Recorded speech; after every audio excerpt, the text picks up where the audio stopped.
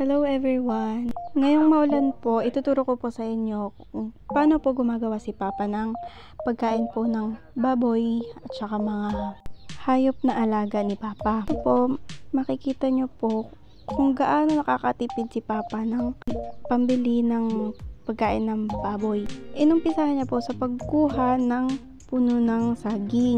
Hindi ko na po na video kasi po umuulan. Ngayon, hiniwa-hiwa niya po sa mga maliliit na piraso hanggang sa matapos po siyang hiwain yun. Nang natapos niya pong hiwain yung puno ng saging, nilagay niya po to sa grinder ng pagkain po ng baboy para rin po mapino at makain po ng maayos ng mga baboy.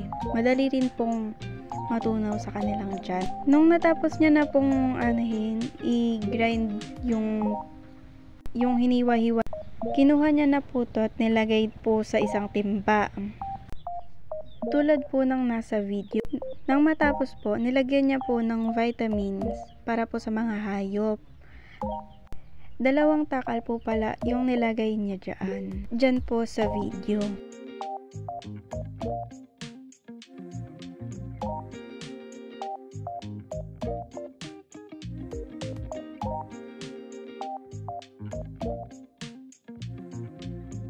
Pagkatapos niya pong lagyan ng vitamins, nilagyan niya po ng feeds. Kahit ano pong feeds na ginagamit niyo po para sa pagkain ng baboy. 4 na takal po pala yung ginamit niya dyan para sa 3 baboy. Pagkatapos niya pong nilagyan ng feeds, nilagyan niya ng 2 dakot na asin. Pagkatapos naman po, nilagyan niya po ng tubig.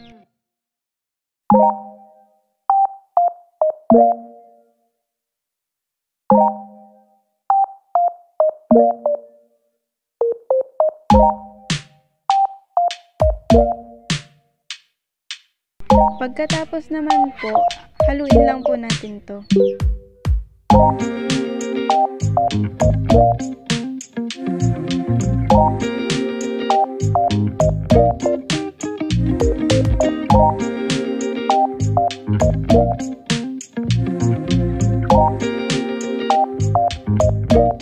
Nang nahalo-halo na po, pwede na po ito ipakain. Bawat isa pong baboy, nilagyan po ni Papa ng 4 na takal. Dito po, makikita po na malusog na yung baboy. Tipid pa po sa ipinapakain. Dito po, hindi ko po pinakita kung gaano kadami nilagay ni Papa. Pero 4 po yan. Para din po kasi hindi humaba yung video natin.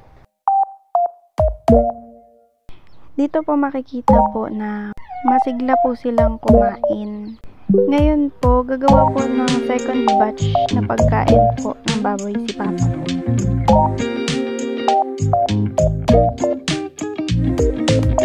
Same process lang din po ng pagtimpla ng pagkain po nila. Dito po makikita po na naglagay po si Papa ng reminder na puno ng saging.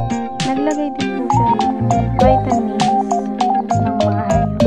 2 scoop lang din po ng kutsara yung nilagay po.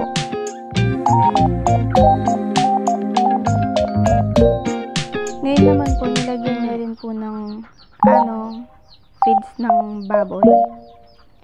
Uulitin ko po, kahit anong brand po na ginagamit niyo. Ngayon po, nilagyan niya rin po ng asin at tubig.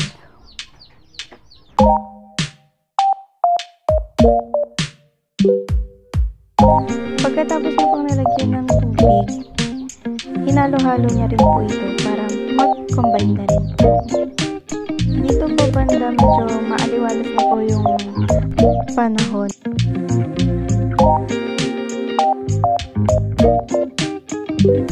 Yung tinimpla po ni Papa na pagkain ng baboy, nilagay niya na po lahat dyan.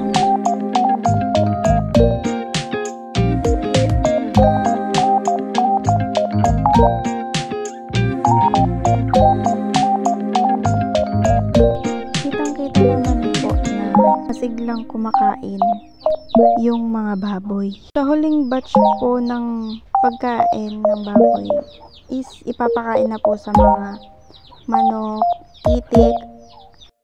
Same process lang din po. Nilagay sa timba yung mga giniling po ng puno ng saging po. Nilagyan din po ng vitamin at ng feeds po. Pwede rin po yung para sa baboy. Pwede rin po yung sa... Pero po dito, pinaghalo po ni Papa. Nilagyan din po ng tubig na kaunti at hinalo-halo. Pagkatapos po ay ipinakain niya rin po sa mga alagang manok, itik, pabo. At kung umabot man po kayo sa part na to, please like, subscribe, and hit the notification bell. And thanks for watching.